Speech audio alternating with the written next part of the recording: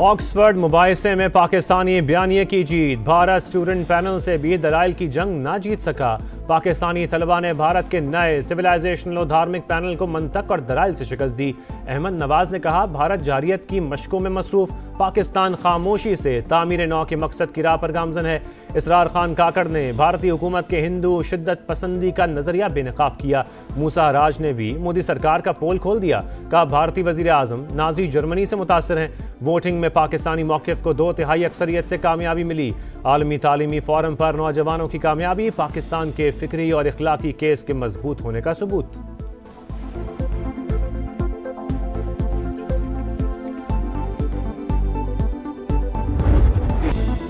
Oxford union की तस्दीकशुदा मुबाहिसे से भारतीय वफ्द एन वक्त पर दस्तबरदार हुआ। Pakistani high commissioner doctor Mohammad Faisal कहते हैं, हमारा मौक़िफ़ है कि भारत की सिक्योरिटी और फॉरेन पॉलिसी वोट लेने की स्कीम है। हर इलेक्शन से पहले हाइप देने के लिए ऐसी पॉलिसी आती है। साबिक वजीर खारजा हिना रबानी खर ने कहा, भारत की पॉलिसीज वो नहीं जो दिखाती है। आलमी सतह पर भारत का चेहरा बेनकाब हो चुका है। भारत में फौज समेत हर इदारा सियासत ज़दा हो चुका है। दुनिया में कोई इसकी बात पर एतबार करने के लिए तैयार नहीं।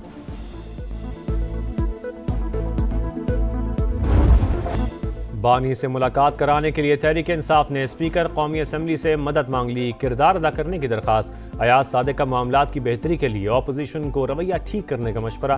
कायमा कमेटियों में वापस आने की दावत। पार्लियामेंट में किरदार अदा करने का मशवरा। कहा, पहले भी ताउन किया लेकिन आप हुकूमत के साथ बैठने को तैयार नहीं। अब भी पुल का किरदार अदा करने को तैयार हूँ।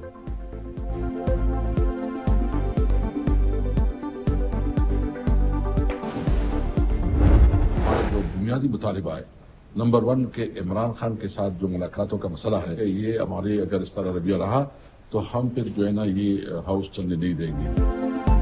हमारे पास तमाम ऑप्शंस हैं, ईवान को नहीं चलने देंगे, तहरीक इंसाफ का ऐलान। असद कैसर कहते हैं कि स्पीकर को बुनियादी मुतालबात से आगाह कर दिया, अगर ना माने गए तो पार्लियामेंट नहीं चलने देंगे। स्पीकर ने बानी से मुलाकात के लिए कोशिश करने का वादा किया है। वजीर आला केपी बोले, हमारी अदलिया अपने अहकामात नहीं मनवा रही, आखिरी ऑप्शन एहतजाज ही बचता है। मंगल को पार्लिमानी अरकान हाई कोर्ट और अडियाला जेल के बाहर जमा होंगे, जहां आइंदा का लाहे अमल तय होगा।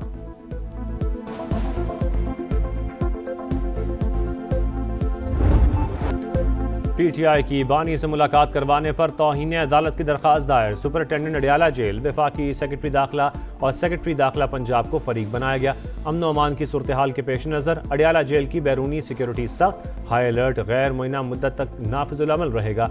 RMP फोर्स, पंजाब कांस्टेबलरी और थानों के अमले समेत 700 से ज्यादा एहलकार तैनात। रबड़ बुलेट्स, आंसू गैस, डंडे और एंटी राइट सामान भी मौजूद होगा।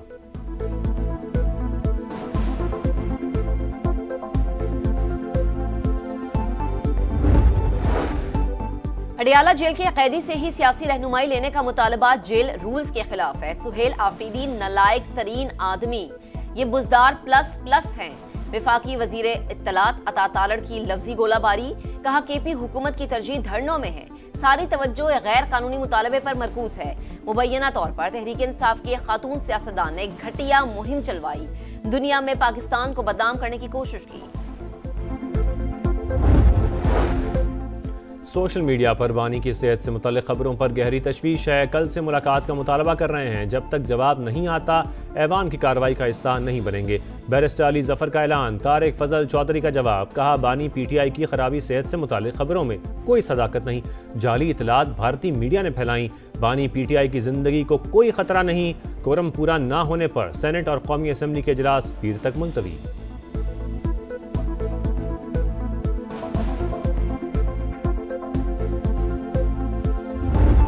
व्हाइट हाउस के करीब अफगान शहरी की फायरिंग, जख्मी खातून नेशनल गार्ड दम तोड़ गई। हमलावर की हालत भी तशवीशनाक। वाक़े की तहकीकात में तेजी। अमरीकी सदर का तमाम थर्ड वर्ल्ड ममालिक से इमिग्रेशन रोकने का ऐलान। गैर कानूनी तारकिन वतन को बेदखल करने का फैसला। जुराइम में मुलव्विस या सिक्योरिटी रिस्क बनने वाले गैर मुल्की डिपोर्ट होंगे। अमरीकी सदर ने मुसलमान कांग्रेस वुमेन इल्हान उमर को बदतरीन रुकन करार दे दिया। गैर कानूनी तौर पर अमरीका आने का इल्जाम भी लगा दिया।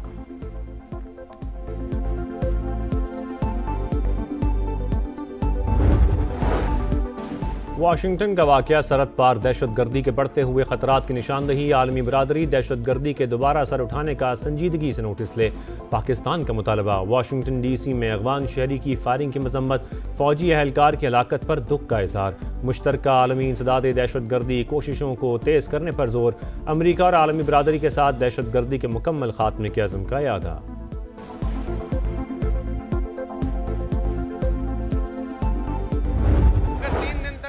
सरकारी सतह पर ये बयान वापस नहीं लेते हैं तो हम हो सकता है ये सिलसिला और आगे बढ़ाएं। पाकिस्तान जो है उसके लोग हैं जो पाकिस्तान के नाम पर मर मिटने वाले, चाहे वो हिंदू हो, सिख हो, ईसाई हो, एक मरतबा फिर पाकिस्तान जिंदाबाद। भारतीय वजीर दिफा के सिंध से मुताल्लिक इश्तियाल अंगेज बयान पर पाकिस्तान की हिंदू बिरादरी दूसरे रोज भी सरापा एहतजाज। मुजाहिरीन का राजनाथ सिंह से बयान वापस लेने का मुतालबा। कहा सिंध हमेशा से पाकिस्तान का हिस्सा था और रहेगा। बार बार चलान हुआ तो गाड़ी नीलाम होगी। कवानीन की खिलाफ वर्जी पर सरकारी गाड़ियों को भारी जुर्माना होगा। मरियम नवाज की ज़ेरे सदारत इजलास में फैसला। वन वे की खिलाफ वर्जी रोकने के लिए 30 दिन की मोहलत। कम उम्र बच्चों की ड्राइविंग खत्म करने के लिए सख्त क्रैकडाउन होगा। बस की छत पर सवारियां बिठाने पर भी एक्शन होगा। ट्रैफिक की बेहतरी के लिए लाहौर की 5 मॉडल सड़कों पर चिंची रिक्शों पर मुकम्मल पाबंदी। मुनासिब पार्किंग ना रखने वाले मैरिज हॉल भी खत्म होंगे। मरियम नवाज की ट्रैफिक पुलिस को वार्निंग। कहा हर चीज ठीक कर दी मगर ट्रैफिक का बुरा हाल है। अगला मौका नहीं मिलेगा। ट्रैफिक बेहतर ना कर सके तो नया डिपार्टमेंट बनाना पड़ेगा।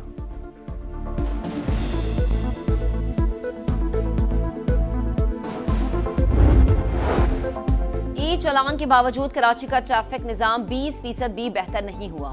चलान तो बहुत हैं लेकिन कलेक्शन नहीं। वजीर कानून जिया लंजार का एतराफ। मामले पर ओपोजिशन को बात करने की पेशकश। सिंध असम्बली में जवाब देते हुए कहा कि कानून किसी की माली पोजीशन देखकर नहीं बनाया जाता। लाहौर में भी ट्रैफिक जुर्मानों की शरह बढ़ाई गई। ट्रैफिक के निजाम को बेहतर बनाने के लिए कराची ट्रैफिक मैनेजमेंट कंपनी के कयाम का फैसला। ई चलान से हासिल होने वाली रकम कंपनी के लिए मुख्तस होगी।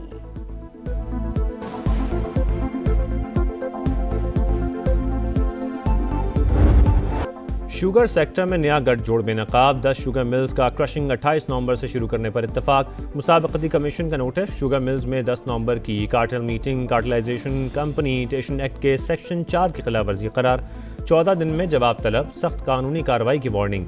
मुल्क में चीनी पहले ही महंगी। क्रशिंग सीजन बर वक्त शुरू ना होने पर चीनी की कीमतों में मजीद इजाफे का खदशा।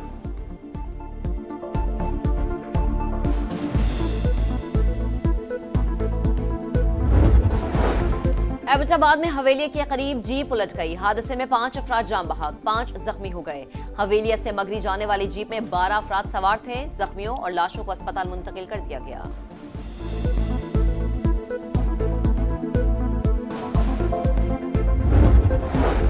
श्रीलंका में तूफानी बारिशें और सैलाब। हलाकतों की तादाद 56 हो गई। लैंड स्लाइडिंग से 600 से जायद घर तबाह। मुख्तलिफ वाक़यात में 21 अफराद लापता, 14 जख्मी। मुतासरा इलाकों में फंसे अफराद हेलीकॉप्टर्स में महफूज मकाम पर मुंतकिल। सरकारी दफातर और तालीमी इदारे बंद।